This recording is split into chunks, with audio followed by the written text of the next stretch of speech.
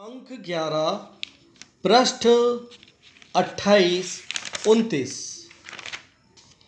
दरगाह ख्वाजा साहब अजमेर की देख रेख ठीक हो सके, इस इरादे से पार्लियामेंट ने एक एक्ट पारित किया है।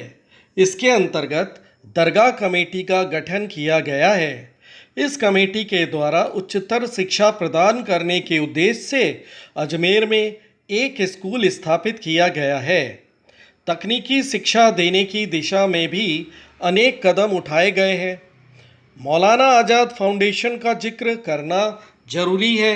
इसे एक रजिस्टर्ड सोसाइटी की शक्ल दी गई है। फिलहाल यह हमदर्द यूनिवर्सिटी तालिमाबाद के अहाते से अपनी गतिविधियां चला रहा है। फाउंडेशन का मुख्य उद्देश्य है कि सामाजिक एवं शैक्षणिक दृष्टिकोण से पिछड़े वर्गों को शिक्षा के क्षेत्र में आगे बढ़ाया जाए। फाउंडेशन द्वारा दिल्ली में वोकेशनल स्कूल, महिला पॉलीटेक्निक इत्यादि संस्था संचालित की जा रही है।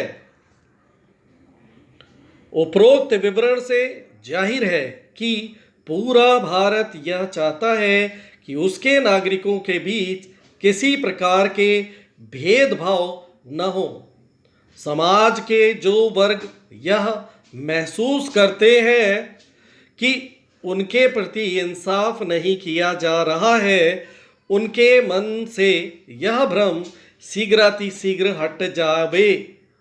भारत की धर्मनिरपेक्षता का सबसे बड़ा सबूत यह है कि देश ने अपने संविधान में अल्पसंख्यकों को उनके रीति रिवाज, उनके धर्म के पालन करने में कोई बखेड़ा खड़ा नहीं किया है।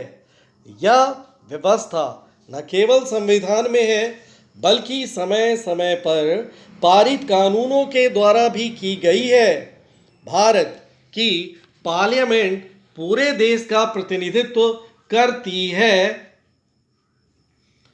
जो भी एक्ट पार्लियामेंट में मंजूर किया जाता है, उसके मुतल्लिक यह मानकर चलना चाहिए कि पूरे देश की सहमति है।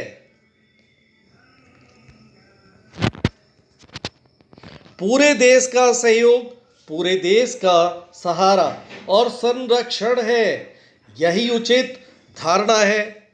भारत के पड़ोसी देशों में स्थिति इसके विपरीत है। पड़ोसी देश कट्टरवादियों के शिकंजे में जकड़े हुए हैं।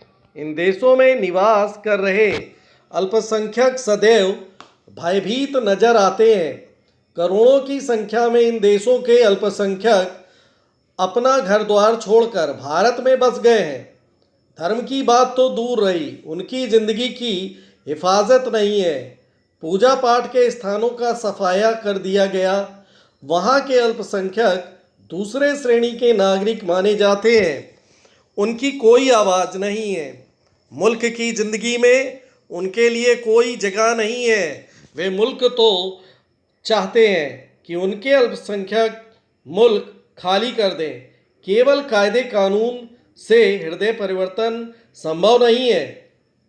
बहुसंख्यक और अल्पसंख्यकों के बीच एक किस्म की रेखा खींची गई है।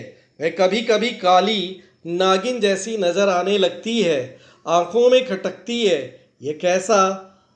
यह रेखा तभी मिटेगी जब दोनों तरफ से उदारता, सहिष्णुता और भाईचारे की भावना उभर कर सामने आए। पूरा भारत एक परिवार है। परिवार के बड़े बेटे की भी जिम्मेदारी है कि वह छोटे भाइयों को साथ लेकर चले, उनके मन में आत्मविश्वास और आत्मसम्मान की भावना पैदा करे। सभी समाजों में, मुल्कों में कट्टरपंथी नहीं चाहते कि उनकी अहमियत और उनकी जकड़ कम हो, बल्कि और ठोस बने। जिस वर्ग में जितनी शिक्षा कम होगी, उतनी ही कट्टरपंथियों की जकड़ मजबूत रहेगी।